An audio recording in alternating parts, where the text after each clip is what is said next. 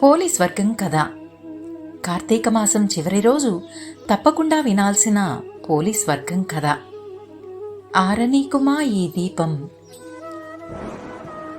పెళ్ళైన ఆడవాళ్ళు, పెళ్లి కాని ఆడపిల్లలు అంతా కలిసి కార్తీక మాసం చివరి రోజు అనగా కార్తీక అమావాస్య తెల్లవారుజామున నిద్రలేచి అందుబాటులో ఉన్న నది, కాలువ, చెరువు, దిగుడు బావి ఇట్లాంటి వాటిల్లో అరటి దుప్పల్లో దీపాలు వదులుతారు.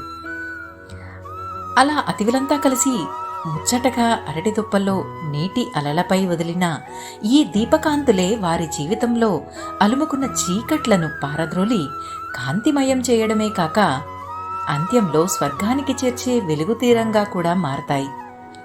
ఈ దీపాలు నీటి కెరటాల తాకిడికి నెమ్మదిగా కదులుతూ ఉంటే ఆ దృశ్యాన్ని చూసేందుకు 1000 కన్నులు కూడా చాలవు. ఈ సుందర అపూర్వ అద్భుత సోయగాన్ని చూసేందుకు దివి నుండి దేవతలు కూడా భూమికి దిగివస్తారంటే ఆశ్చర్యం లేదు. నేలపై పారే నీటిలో కదలాడే దివ్వెల్ని చూసి ఆ రోజు ఆకాశంలో నక్షత్రాలే వెలవెలబోతాయంటే అతిశయోక్తి కాదు. ఈ దీపాల పర్వాన్నే పోలిని స్వర్గానికి పంపించడం అంటారు. అందుకు సంబంధించిన ఒక కథ ప్రచారంలో ఉంది. కార్తీక మాసం ముగియబోతుందంటే ముందుగా గుర్తుకొచ్చేది పోలీస్ వర్గమే. అసలు ఈ పోలి ఎవరని ఒక్కసారి ప్రశ్నించుకుంటే ఆసక్తికరమైన విషయం ఒకటి బయటపడుతుంది. కార్తీక మాసంలో దీపానికి అత్యంత విశేషమైన ప్రాముఖ్యం ఉంది. దీన్ని మరింత బలపరిచేలా ఈ కథ ఉంటుంది. ఇప్పుడు అదేంటో తెలుసుకుందామా? పోలీస్ వర్గం కథ. ఆంధ్రదేశంలో కృష్ణా తీర ప్రాంతాన చాలా కాలం క్రితం బాదరా అనే గ్రామం ఉండేదంట. దాదాపు ఆ గ్రామవాసులంతా సంపన్న కుటుంబీకులే. వారితో పాటు చాకలి పోతడి కుటుంబం కూడా ఒకటి నివసించేది. ఇంటి యజమాని పోతనికి 5 కుమారులు. వారందరికీ వివాహాలయ్యాయి. ఇంటిలోని వారంతా కలిసిమెలిసి ఉమ్మడిగానే జీవించేవారు. వారందరిలోనూ చిన్న కోడలి పేరు పోలి. ఆమెకు చిన్ననాటి నుంచే దైవం మీద అపారమైన భక్తి, పూజలు, వ్రతాలంటే విశేషమైన ఆసక్తి. కాని ఆమె అత్తగారు మాలికి ఈమె భక్తి అంటే గిట్టేది కాదు. తాను చేసేదే దైవ పూజ అని వేరెవరు చేసినా కాదని అనుకునే మనస్తత్వం కలది మాలి. దాంతో పూజలు, ఆచారాలు పాటించాలంటే తనకు మించిన వారు వేరెవరూ లేరనే ఆమె అహంభావం. ఈ విషయాన్ని మిగిలిన కోడళ్లంతా గ్రహించారు.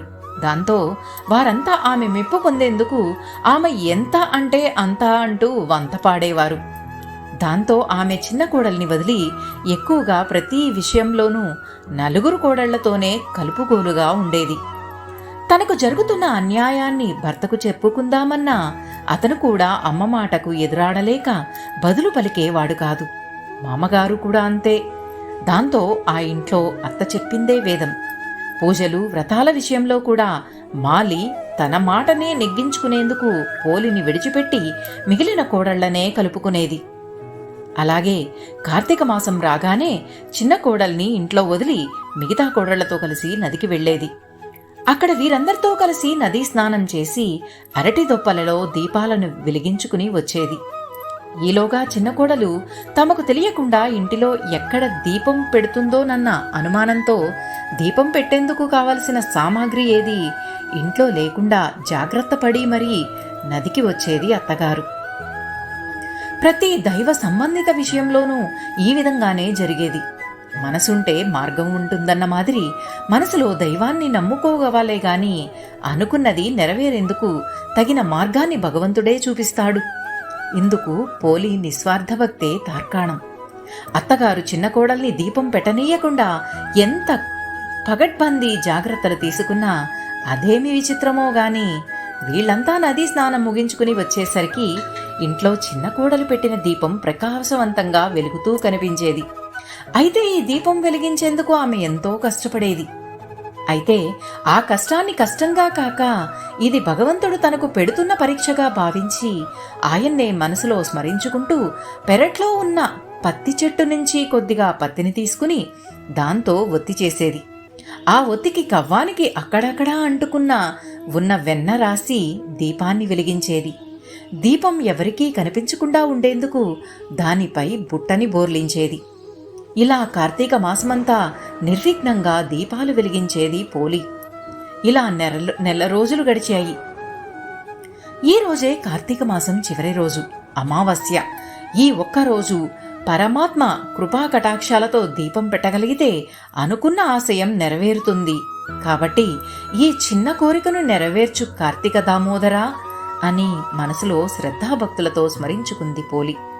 కార్తీక మాసం చివరి రోజు కావడంతో ఆ రోజు కూడా నదీ స్నానం చేసి ఘనంగా దీపాలు వదిలిపెట్టేందుకు అత్తగారు మిగిలిన 4 కోడళ్లతో కలిసి నదికి బయలుదేరింది. వెళుతూ వెళుతూ పోలికి ఇంటెడు చాకర్ని అంటగట్టిపోయింది. నేను దీపాలు వెలిగించి ఇంటికి వచ్చేసరికి ఒక్క పని కూడా మిగిల్చకుండా పూర్తి చెయ్యాలి, లేదా తగిన శిక్ష అనుభవిస్తావు అంటూ హెచ్చరించిపోయింది. అయినా దైవాన్నే నమ్మిన పోలి రోజువారీ పనులే కాక అత్తగారు తనకప్పగించిన ఇతర పనుల్ని కూడా భగవత్కృపతో సునాయాసంగా పూర్తి చేసి రోజూ మాదిరిగానే కార్తీక దీపం వెలిగించింది. పోలిని దీపం పెట్టనీయకుండా నీచబుద్ధితో అత్తగారెన్ని అవాంతరాలు కల్పించినా వాటిని అవలీలగా పూర్తి చేసి ధర్మాన్ని దైవాన్ని నమ్ముకున్న పోలిని చూసి క్షీరాబ్దివాసునికి ముచ్చట వేసింది. దాంతో పోలిని బొందితో అంటే ప్రాణం ఉండగా అనగా శరీరంతో స్వర్గానికి రప్పించుకునేందుకు పుష్పక విమానాన్ని పంపించాడా వైకుంఠవాసి పరంధాముడు. సరిగ్గా అదే సమయానికి అత్తగారు 4 కోడళ్ళు ఇంటికి చేరుకున్నారు. పైనుంచి తొయ్యోమయమైన కాంతిపుంజం ఒకటి కిందకి వస్తోందా అన్నట్టు పోలి ఇంటి ముందుకొచ్చి నిలిచిందా దివ్యమైన దేవతా విమానం. తమ కోసమే ఆ విమానం వస్తోందని వారంతా అనుకుంటుంటే దేవతలంతా పోలిని అందులోకి సాదరంగా ఆహ్వానిస్తూ చేయందించి మరీ లోపల కూర్చోపెట్టుకున్నారు.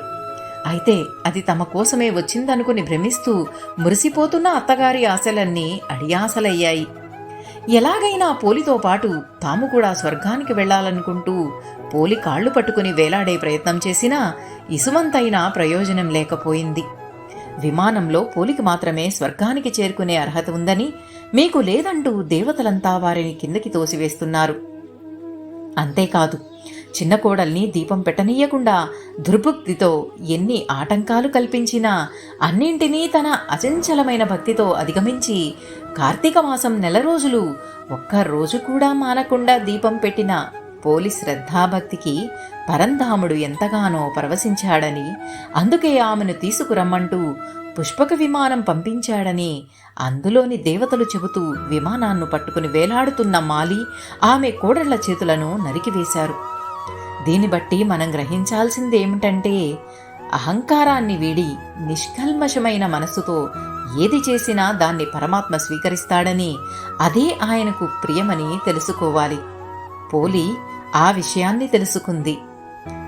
అప్పటి నుంచి మహిళామణులంతా పోలిని తలుచుకుంటూ అమావాస్య తెల్లవారుజామున అరటి దుప్పలతో ఒత్తులను వెలిగించి నీటిలో వదులుతారు. కార్తీక మాసంలో ఏ రోజు దీపాన్ని వెలిగించకపోయినా కనీసం ఈ రోజు 30 ఒత్తులను వెలిగించి నీటిలో వదిలితే మాసమంతా దీపారాధన చేసిన పుణ్యం వస్తుంది. కార్తీక పురాణం చెబుతుంది. వీలైతే ఈరోజు బ్రాహ్మణులకు ఉసిరి దీపాన్ని కానీ స్వయం పాకాన్ని కానీ దానం చేస్తే మంచిది. పోలి స్వర్గం కథా సమాప్తం. సర్వే జనా సుఖినో భవంతు. స్వస్తి.